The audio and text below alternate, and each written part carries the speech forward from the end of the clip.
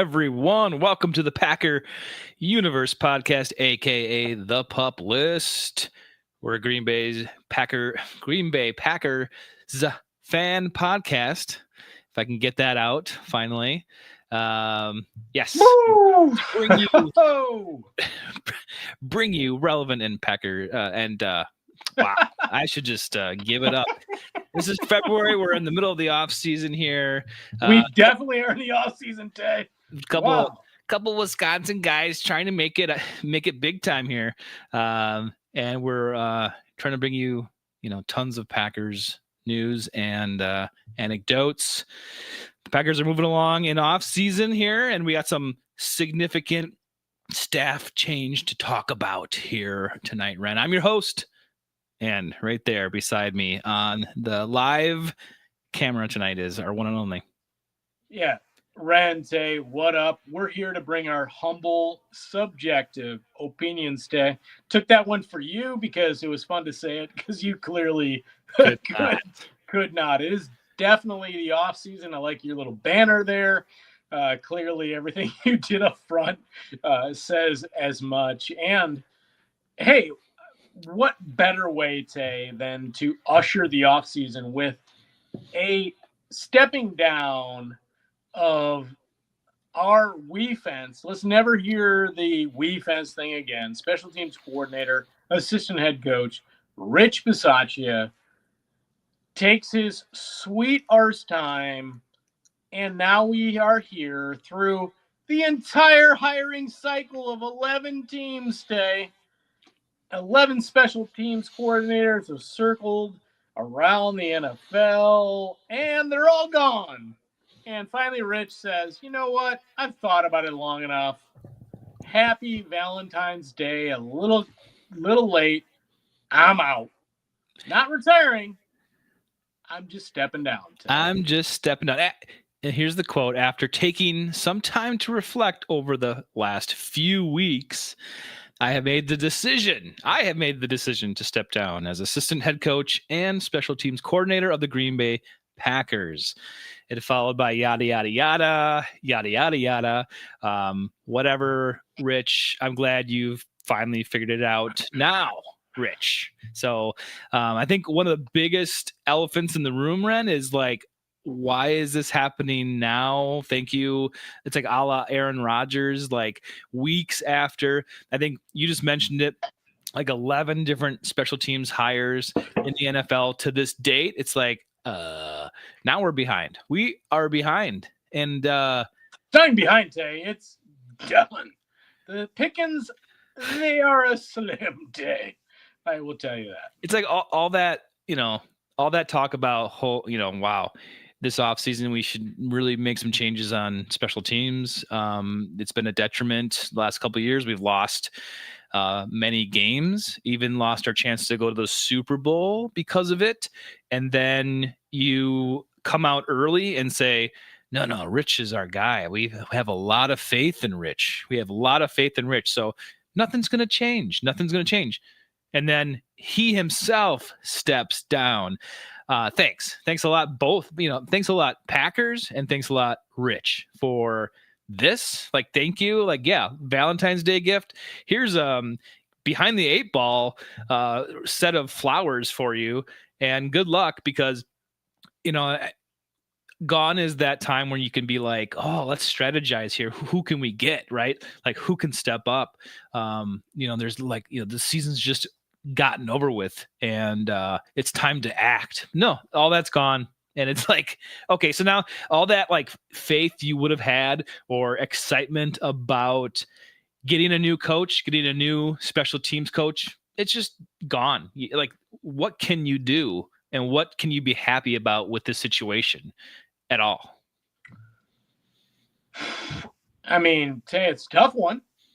I think, we would have been very happy going into the bye week 5, and Rich did not rejoin the football team. I said it all the way back then, Tay. That would have given us how many weeks left of the NFL season to go with Byron Storer? Byron, what do you got? Show us the rest of the season, Tay. Okay, maybe he's it. We don't even have that choice anymore. We don't have the assistant choice, Tay. He already moved on to Cleveland. We don't even have that as an option, Tay. That's how stupid this is. And it begs a ton of questions. Yeah, was he pushed out? I don't think so. I mean, if you're pushed out, Tay, it doesn't happen the week before the combine, does it? There's a lot of weird mechanisms here. I think they said, hey, Rich, take your time. We respect you. Again, maybe some LaFleur-isms that we don't love about Matt LaFleur because he is a coach's coach. I'm not soft. He's just like, I like my boys. I will not push hard. Take your time. It's good. It won't F with my job, but it is, Matt. And then we get Goody in his presser last week, laying the flowers. You were kind of laying that out for one Rich Bisaccia when he popped his head out of the hole on February 3rd. Man, this is stupid, Tay, because now there's nothing available other than this is going to be the fourth special teams coordinator, Tay, under Matt LaFleur in his era. That doesn't speak well to that. No. One of the many things bantered about Matt LaFleur and his coaching tenure in Green Bay is that maybe he's reluctant to play starters on special teams, where most teams are not. And maybe that's caused some distress with this whole thing. Maybe it was Byron Storer leaving. Maybe he kind of was like, now I'm losing Byron. Maybe I'm doing this. Is it time? Okay. All that stuff. But this, again, points to, in my opinion, some bad head coach running the football team, running, my coaching staff piece. This will be, I want to say, the 18th or 19th change in the coaching program this offseason, Tay. Obviously, we know a lot of guys left with Hafley, but of the staff. And, man, it makes you still wonder about Matt, who just got an extension, which we don't know how much for. We may never know. But it stinks. I don't like it. I like that Rich is gone because, again, I said, shouldn't have made it out of the bye week and would have given them plenty of opportunity to figure this thing out. But now here we are going to the combine, a few weeks from free agency when you're trying to set this whole thing up. How are you going to run the system? It is a coaching system with regard to this piece. On paper, they had about the 21st ranked special teams in the NFL last year. Really, that comes down to one unit only. That is the punter, who we know we have a top 3 punter in the NFL. Outside of that, can they really do any worse? Probably not, because the Packers special teams have been bad for decades. But, man, what an 8-ball to be behind. So let's look into that a little bit. I want to kind of piggyback off of what you were saying here. So when you talk about Rich coming in and after the 2021 season, so 2022, he takes the special teams coordinator position, and he does very well. We get Keyshawn Nixon for the first 2 years being a first-team All-Pro honors as the kickoff returner. And then by accident. They're like, maybe he can do it. Maybe, yeah. So that was good. And then, in the end, we get Daniel Whelan, who's setting franchise records for punt averages. So he's great. But the misses come next. We got blocked field goals. We got missed field goals. We got missed extra points, botched onside kick this, against the Bears this year. And so these are losing us games that we shouldn't be losing. And I've got the list here of the last 6 years We-fensive rank. I know that you commented that maybe it was 22nd or something, but these are per Pro Football Focuses. And so you can use it whatever metric you want to use. It's not good. it's in, the top or the bottom 10 at least. And I was only saying every that, Tay, based on the fact that they essentially have an all-pro punter is the only reason they rose up a little bit. That's it. So you have all these things, and you can decide you don't like Rich, and you don't like his coaching, you don't like his scheme, you don't like his whatever. It's fine. But I think more importantly, you're getting at a root issue here with LaFleur, and potentially, without even saying it, Ren, I think you're talking about the whole Packers establishment that just has not taken special teams seriously, and I don't know, forever, decades. So you're just at this point where you're like, okay, it's not a priority. It's never a priority. There are ways you can turn it into something you want to focus on. Like you were saying, Matt LaFleur choosing to, actually put starters in, but he hasn't historically done that. That's the rumor. I think, yeah. You only get Doc Holliday on you, Tay. That's the rumor.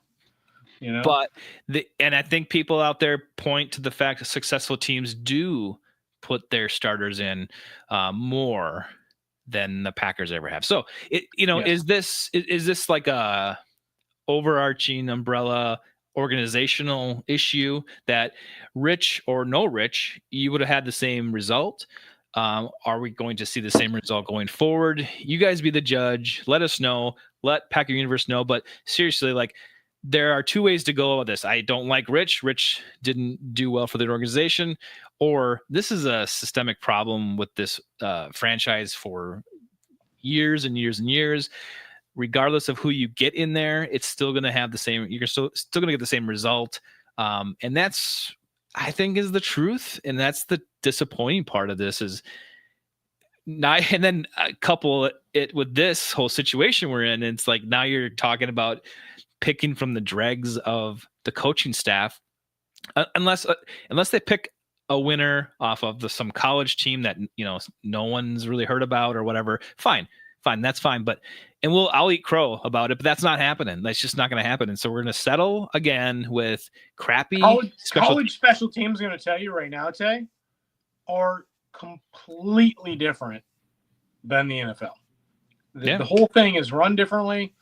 Unless it's a former NFL coach that's working in college, that's worked NFL special teams, 100% does not have a chance. So you can almost eliminate, outside of a very few names out there, all college coaches.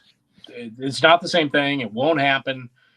So again, you're down to essentially, Tay, the Packers' options at this point are assistant special teams coordinators in the NFL. There's a couple good ones to choose from, mind you. Sure. But that's where they're at. And they're going to have to, and you're taking a little bit of a chance. Albeit, can it get worse? Not really. The bar is very, very low. So that person they select, doesn't have to worry about, other than being a leader of men, which we know Rich was, and he was appreciated in the building, and we appreciate Rich for that. Being a literal, I think he was an assistant head coach. I think he was that. Mm-hmm. Was he a good special teams coordinator? Not so sure, Tay. I mean, we saw it in Cleveland with blocked kicks. We saw it the following week with blocked kicks in Dallas. At that point, we talked about it. I was enraged. You were enraged.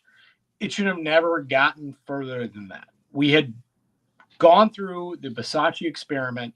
He was this year still, and has been for years, the highest paid special teams coordinator in the NFL, and it didn't work. And they needed to move on, and they were stubborn about it. And here we see, again, and I'm going to throw this on the feet of Matt LaFleur. He had every opportunity to put his foot down and say, Rich, I love you, but we're done. And he said, Rich, I love you. Take some time. That's what he said. And Rich took some time, maybe saw writing on the wall. He's 65. And ultimately, the whole hiring cycle happens. And shame on you, Matt LaFleur. And Brian and Ed Policy, take notice. That is not acceptable. This is the kind of crap that gets you checkmarked, and you work back to it and you say, well, Matt, here's what you didn't do well.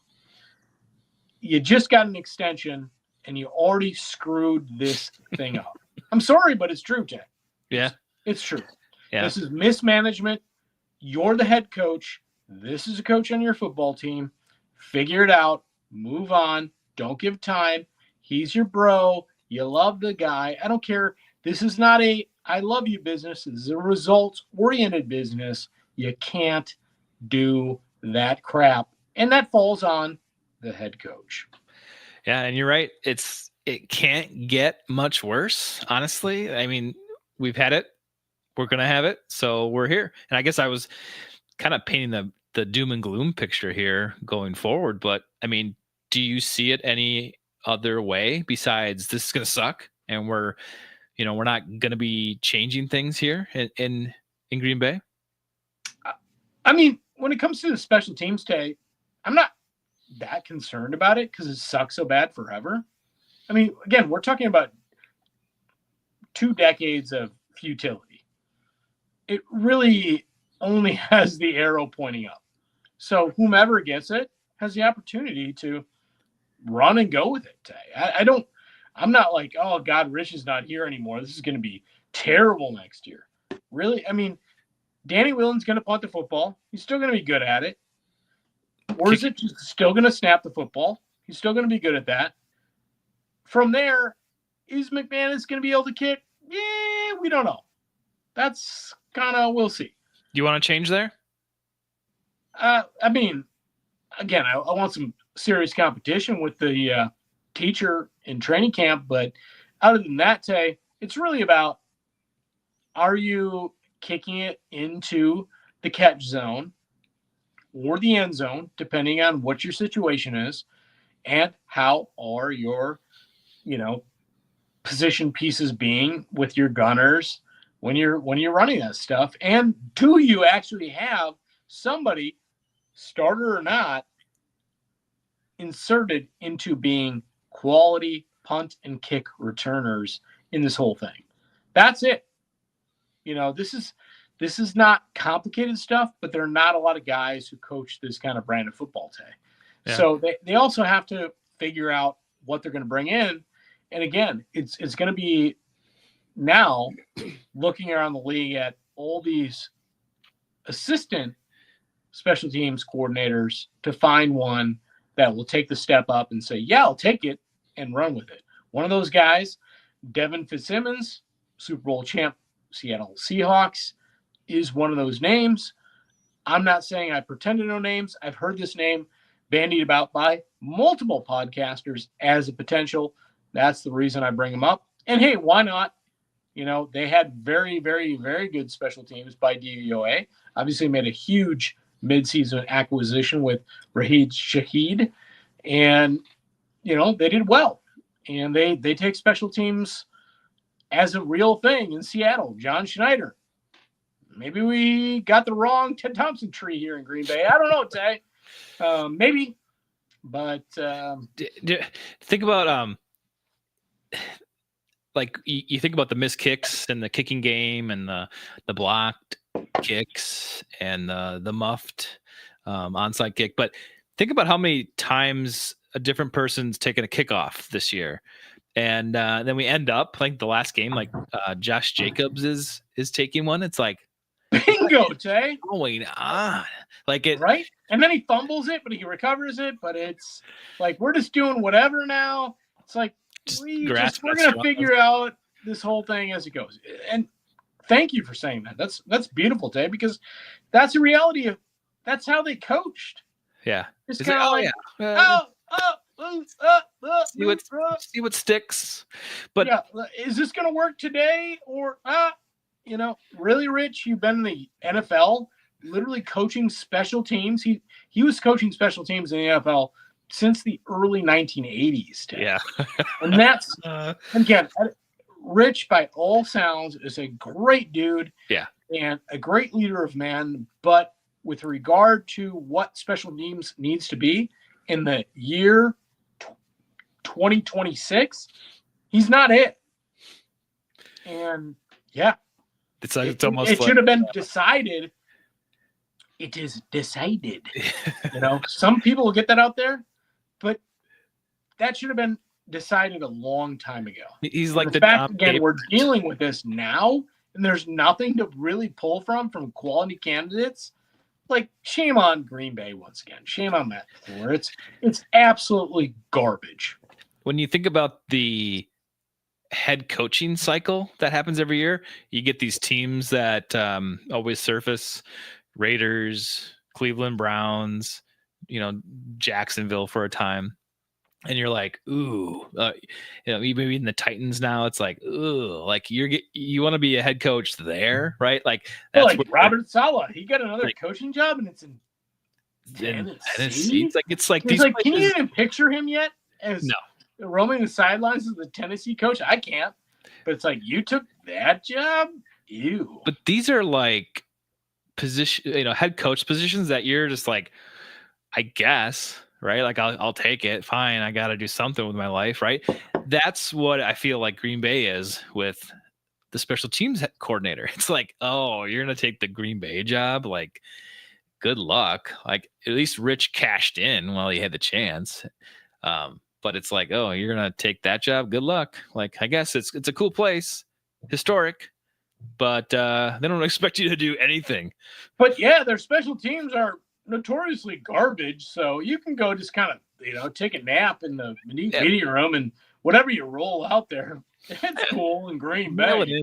Yeah, they don't care that much about it, so just go there, cash your paycheck, and hang out. It'll be a good time, and if you get lucky, it'll pad your resume. It's Title Town.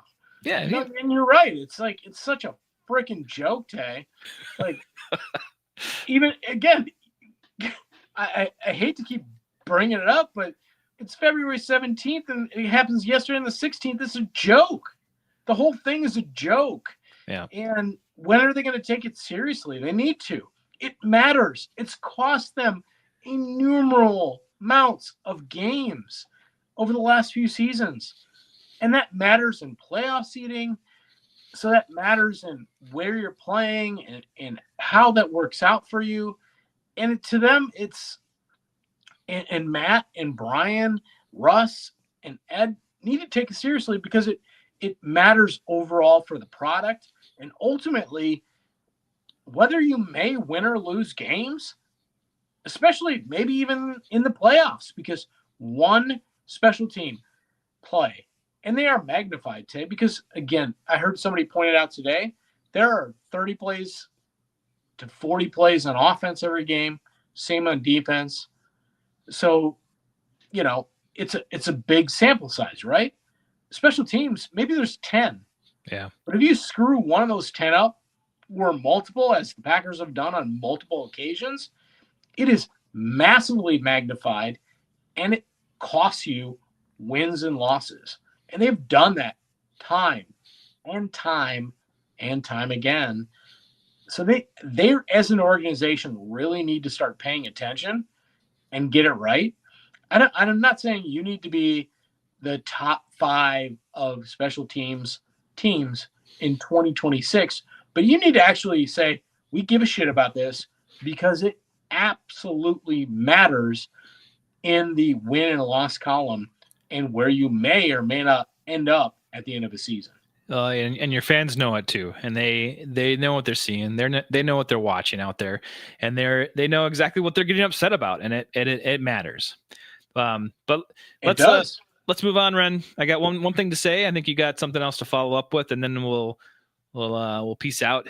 But there are some international games this year, more than ever. And they just announced that the Niners are going to host in Mexico City. So when you tally up what's been released so far, because they're kind of like releasing these out, the Packers are still on the docket for having an international game here. You have a Melbourne game, that's 49ers versus the Rams. Rio de Janeiro, that's a team against the Cowboys, home game for the Cowboys. Mexico City, you have a visiting team against the 49ers. In Paris, France, you have a visiting team against the Saints. You have a Munich, Germany game, which hasn't been picked at all. Either team hasn't been picked. And then you have 3 London games that aren't decided yet. So you have a chance to go to Europe. And now with, what is that, 9 games, Ren? The Packers aren't going to get out of this. And they're probably not going to get out of this year. I think what the last time was 2024 when they started against the Eagles down in South America. So, yeah, this is probably happening, but I just wanted to mention that some of these games are being announced. Some of these teams are being picked. Hopefully, cross your fingers that the Packers don't get a home game in Europe, that they are the visiting team, because we know how we like our home games here. And I think for some reason, at least when Mark the Meddler Murphy was in charge, I think he kind of had his little ear to the commission's or his words into the commission's ear there to kind of put that off as long as possible. But I don't know if that's the case anymore, especially with the amount of games happening now overseas. We're bound to get picked. And it's probably, I think they alluded to it, telling teams just to get ready for at least 1 game a year that you're going to be out of the country. So we'll wait and see about that. Yeah, I mean, again, talking off mic, you go 9 times 2, Tay. I mean, that's 18 teams. And in the case of the Niners, they're there twice. So I was enjoying my rant on special teams. You had to interrupt me with your, you know, overseas crap. But I think the Packers will luckily not have that be a case here in 2026. I think they'll miss out. Okay. So that is my hope, and I do believe that'll be the case. But I think they'll be on the docket in 27. Couple quick things for you before we get into it. We are waiting on, those franchise tags to come across. They can happen, here and there over the next 10 days, but to prep us a little bit for next week, and we'll get into it with looking at those, top 30, 40 free agents. But if I was to ask you today, Tay, ranking position groups, give me 2 or 3 of the worst on the team that needed maybe a little influx of talent, and 2 or 3. That's it. That's all we're talking here before we get off the mic, that you say are all set. Are good to go position groups? Yep. 2 or 3 that are the worst, influx, maybe need a little talent infusion, and 2 to 3 that, we're good there. It's almost too easy. I think on the defensive side of the ball, you got the defensive line. I guess, is that 2 or is that 1? You're talking about, the interior defensive linemen. Let's talk about interior. That would be a separate. Yeah. I think that's in need of some inbound talent. I think the cornerback situation needs help. And I'm hearing things about Lucas Van Ness, like, oh yeah, they think that they're fine with him, and I'm like, huh? Who? How? And if you're down Gary, like, it's like, what's happening there? So maybe all 3. And by the way, BT Dubs Day, as the kids say, also down some Micah Parsons for the first 4 weeks of the season, likely too. Yeah. So honestly, I think I put it all on the defensive side of the ball. Interior and outside line and cornerback situation. I think those 3 need to be done. You're going edge, interior, and cornerback. Right. Safety's fine. Linebackers are fine. And on the other side of the ball, I think you can get away with what you've gotten away with. Well, tell me, you're saying fine, the other 2, but 2 groups that are all set regardless. You can go back to your well there and say safety and linebacker, but what would you give me 2 groups? You'd be like, nah, they don't need to look in the draft. They don't look at free agency. They're just good to go. I think the safety room there is good to go. They even talked about, people have been talking about how they could be okay getting rid of McKinney and being okay with the young talent they have there. I'm just like, wait, hold on, stop, hold on. I think that's too much. That's too far. But I think the safety room is good, especially I guess if you bring back Zane Anderson after the injury as your fourth, like that could be good. You don't need to do anything with it. On the other side of the ball, I think the wide receiver room is set. I mean, you've got so many people there that, yes, you had a lot of injuries and influx of people in and out this past season, but generally speaking, they have enough guys to say that they're okay with, and the depth chart will be fine. I don't think you are a Guardian hat Dobbs guy, though. I know. You said wide receiver, they're good, Tay. You're a Dobbs boy. Yeah, but Dobbs is going to be gone. They're not going to keep him. They're not going to sign him again. So yeah, just checking in on you, making sure you're feeling all right. I would love it if he came back. It's just not happening. But you still think it's really great without him? Yeah, clearly. I mean, in a sense that they're not going to do anything about it. They're not going to bring so anything. Good or not? Yeah, it's good. It's good. Okay. Well, also in the terms of, I would rather have them focus. It almost seems like a broken record, Ren. Draft picks, defense, focus, defense, bringing free agents in the defense, and it's just like, oh my God, it's still not where we want it to be. So that's where we got to go. You got to go for the. Where has the Goot Master spent most of his picks in his time in Green Bay, Tay? On the D side. And that's a tough look, bro, because that's still where we need to spend capital. And I guess to cap this conversation off on my end, you look at the Super Bowl, man. Both teams had really good defenses, really well-coached defenses, got them there. That's what we need. Where do those start and end, Tay? On the defensive line. Bingo.